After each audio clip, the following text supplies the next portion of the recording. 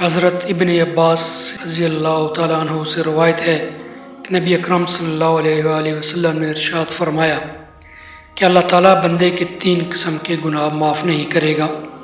ان گناہوں کے علاوہ جس قدر گناہ ہوں گے ان کو معاف کر دے گا، لیکن ان 3 گناہوں کو کبھی معاف نہیں فرمائے گا۔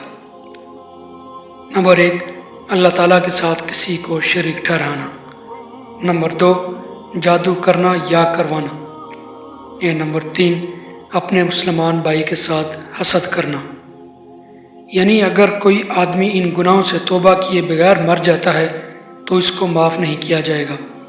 ان گناہوں کے علاوہ اور جتنے گناہ بھی ہوں گے اگر اللہ چاہے گا تو معاف کر دے گا۔ شرک اس قدر سنگین جرم ہے کہ شرک کرنے والے آدمی کا کوئی عمل قبول نہیں کیا جاتا۔ جادو یہ وہ بدترین گناہ ہے جو آدمی کو ایمان سے خارج کر دیتا ہے۔ حسد یہ ایک ایسا زہریلا گناہ ہے جو آدمی کی سالہ سال کی تمام نمازیں، تلاوت، صدقات اور دیگر عبادات ایک لمحے میں برباد کر دیتا ہے۔ لہٰذا ان گناہوں سے بچنے کا اہتمام کیا جائے۔ 3 بد نصیب لوگ کون سے ہیں؟ 3 شخص ایسے بد نصیب ہیں کہ قیامت کے دن اللہ تعالیٰ ان سے کلام نہیں فرمائے گا اور نہ ان کی طرف دیکھے گا اور نہ انہیں پاک فرمائے گا، اور ان کے لیے دردناک عذاب ہے۔ نمبر 1، اپنے تحفے کا احسان جتلانے والا۔ نمبر 2، اپنی شلوار یا پینٹ کو ٹخنے سے نیچے لٹکانے والا۔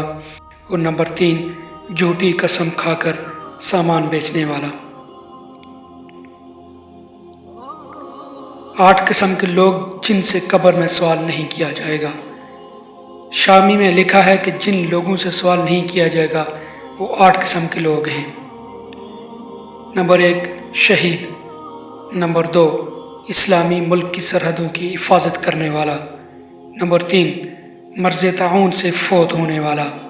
نمبر 4، طاعون کے زمانہ میں طاعون کے علاوہ کسی مرض سے فوت ہونے والا جبکہ وہ اس پر صابر اور ثواب کی امید رکھنے والا ہو۔ نمبر 5، صدیق۔ نمبر 6، چھوٹے بچے۔ نمبر 7، جمعہ کے دن یا رات میں مرنے والا۔ نمبر 8، ہر رات سورۃ الملک پڑھنے والا۔ اللہ پاک ہم سب کو ان پر عمل کرنے کی توفیق عطا فرمائے۔